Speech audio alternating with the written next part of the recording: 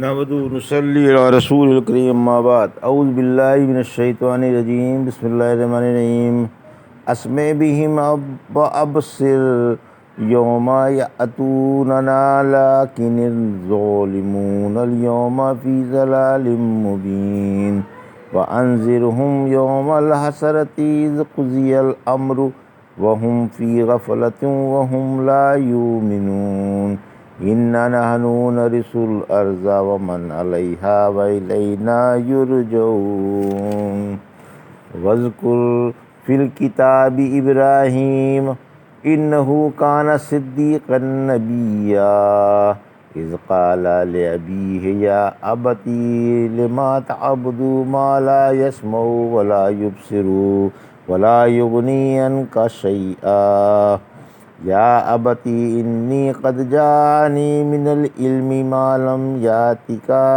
فاتبعنی اہدک صراطا سویا یا ابتی لا تعبد الشیطان ان الشیطان کان للرحمن عصیا یا ابتی انی اخاف ان یمسک عذاب من الرحمن وَتَكُونَ لِلشَّيْطَانِ وَلِيًّا۔ ابھی آپ نے سورہ مریم کی آیت 38 سے 45 کی تلاوت سماعت فرمائی۔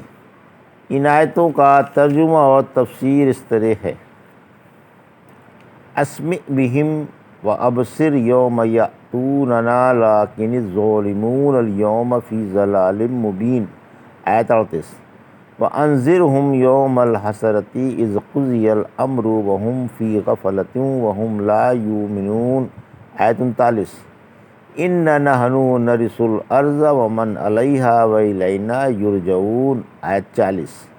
ترجمہ: کیا خوب دیکھنے اور سننے والے ہوں گے جس دن ہمارے پاس آئیں گے، لیکن یہ ظالم آج تو کھلی گمراہی میں ہیں۔ آپ انہیں حسرت والے دن سے ڈرائیں جب کام کا فیصلہ کر دیا جائے گا اور یہ لوگ غفلت میں ہیں اور یہ لوگ ایمان نہیں لائیں گے۔ ہم ہی زمین کے اور زمین والوں کے وارث ہوں گے اور سب ہماری ہی طرف لوٹ کر آئیں گے۔ یہ تھا ترجمہ سورہ مریم کی آیت 38 سے 40 کا تفسیر۔ آیت 38: قیامت کے دن کافروں کی قوت بصارت و سماعت خوب تیز ہوگی، یعنی کافر قیامت کے دن خوب سننے والے اور خوب دیکھنے والے ہوں گے، اگرچہ آج دنیا میں ان کے کانوں میں میل ٹھسا ہوا ہے اور آنکھیں پٹ ہیں۔ فرمایا سورہ سجدہ کی آیت 12 میں: کاش تم دیکھتے جب گنہگار اپنا سر جھکائے ہوئے اپنے رب کے سامنے کھڑے ہوئے کہہ رہے ہوں گے کہ اے ہمارے آقا، ہم نے دیکھ لیا اور سن لیا، افسوس سمجھ بھی کب آئی جب سر سے پانی اتر گیا، اب یہ سمجھ کچھ کام نہیں آئے گی۔ اگر یہ بات عذاب مشاہدہ کرنے سے پہلے کہتے تو مفید ثابت ہوتی اور اللہ کے عذاب سے بچا لیتی۔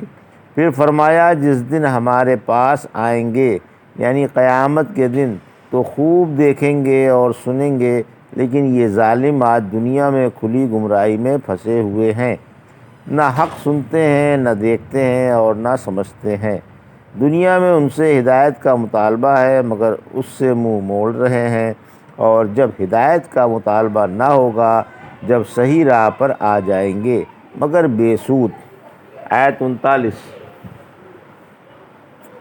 حسرت و ندامت کے دن سے ہوشیار رہو، یعنی اے نبی آپ حسرت و ندامت والے دن سے لوگوں کو متنبہ فرما دیں جب جنت و جہنم والوں کے درمیان فیصلہ کر دیا جائے گا اور ہر ایک ہمیشہ ہمیش کے لیے اپنے اپنے ٹھکانے پر چلا جائے گا۔ آج تو یہ لوگ دنیا میں غفلت و بے خبری میں پڑے ہوئے ہیں اور حسرت و ندامت کے دن کو بھولے ہوئے ہیں اور اسے مانتے ہی نہیں۔ رسول اللہ صلی اللہ علیہ وسلم نے فرمایا: جب جنت والے جنت میں اور جہنم والے جہنم میں چلے جائیں گے تو موت کو ایک چت کبرے مینڈھے کی شکل میں لا کر جنت و جہنم کے درمیان کھڑا کر کے اعلان کیا جائے گا کہ جنت والو، اسے پہچانتے ہو؟ جنت والے جھانک کر دیکھیں گے اور پہچان کر عرض کریں گے کہ یہ تو موت ہے۔ پھر جہنم والوں سے کہا جائے گا کہ اسے پہچانتے ہو؟ وہ بھی جھانک کر دیکھیں گے اور کہیں گے ہاں یہ تو موت ہے۔ پھر اسے اللہ کے حکم سے ذبح کر دیا جائے گا۔ پھر کہا جائے گا کہ اے جنت والو اب ہمیشگی ہے اور موت نہیں، اور اے جہنم والو اب ہمیشگی ہے اور موت نہیں۔ پھر آپ نے یہ آیت پڑھی، پھر ہاتھ سے اشارہ کر کے فرمایا دنیا والے غفلت میں پھنسے ہوئے ہیں۔ اس سے اہل جنت کو خوشی ہوگی اور اہل جہنم کو حسرت و ندامت۔ اسی وجہ سے اس دن کو حسرت و ندامت کا دن کہا گیا۔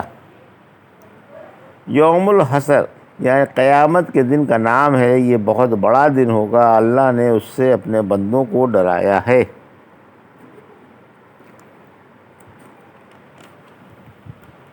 آیت 40 کائنات کا خالق و مالک اللہ ہی ہے، یعنی اللہ ہی کائنات کا خالق و مالک اور وہی اس میں حسب مرضی تصرف فرماتا ہے۔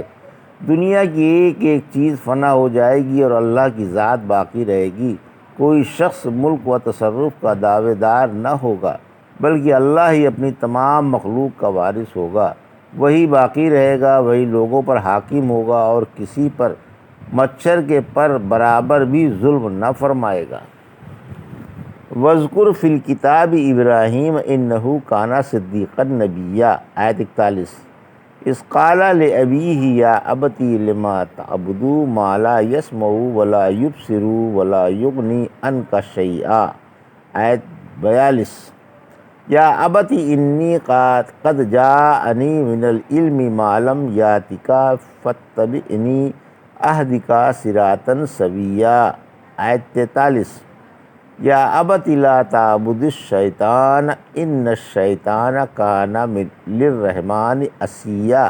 آیت 44 یا ابت انی اخاف ان یمسک عذاب من الرحمن فتکون للشیطان ولیا۔ آیت 45 ترجمہ اور کتاب میں ابراہیم کا ذکر کرو، واقعی وہ بڑے سچے نبی تھے۔ جب انہوں نے اپنے باپ سے کہا اے ابا جان آپ ایسی چیزوں کی کیوں پرستش کرتے ہیں جو سن نہ سکیں نہ دیکھ سکیں اور نہ آپ کے کچھ کام آ سکیں؟ اے ابا جان یقین مانیے میرے پاس وہ علم آ گیا ہے جو آپ کے پاس نہیں آیا۔ آپ میری پیروی کیجئے، میں آپ کو سیدھی راہ پر چلاؤں گا۔ اے ابا جان شیطان کی بندگی نہ کیجئے، بلا شبہ شیطان رحمان کا بڑا ہی نافرمان ہے۔ اے ابا جان مجھے ڈر ہے کہیں رحمان کی طرف سے آپ پر عذاب نہ آ جائے، پھر آپ شیطان کے دوست بن جائیں۔ یہ تھا ترجمہ آیت 41 سے 45 کا تفسیر۔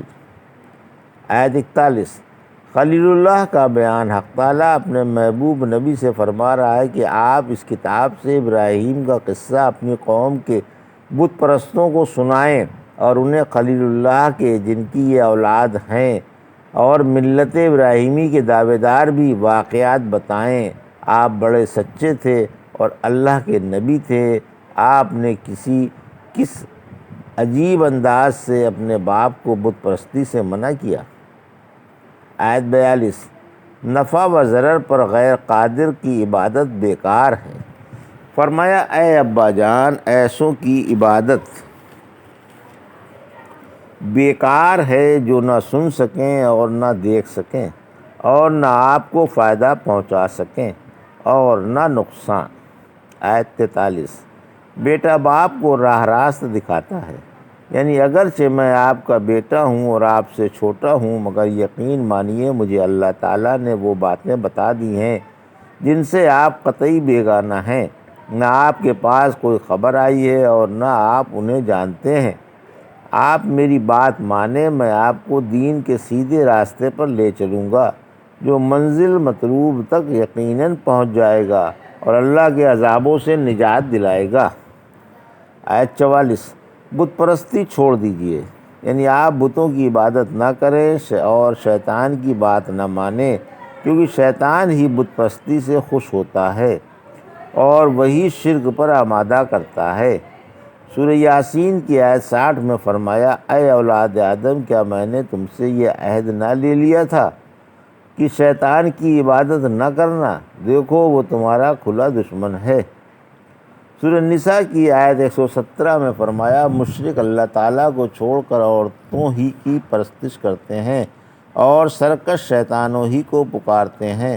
پھر فرمایا کہ شیطان تو رحمان کا بڑا ہی نافرمان ہے، یعنی مخالف ہے اور اپنے رب کی اطاعت سے مغرور و منحرف ہے۔ اللہ نے اسے دھکے دے کر نکال دیا ہے اور اپنی رحمت سے دور پھینک دیا ہے۔ اگر آپ اس کی بات مانیں گے تو آپ بھی اسی جیسے ہو جائیں گے۔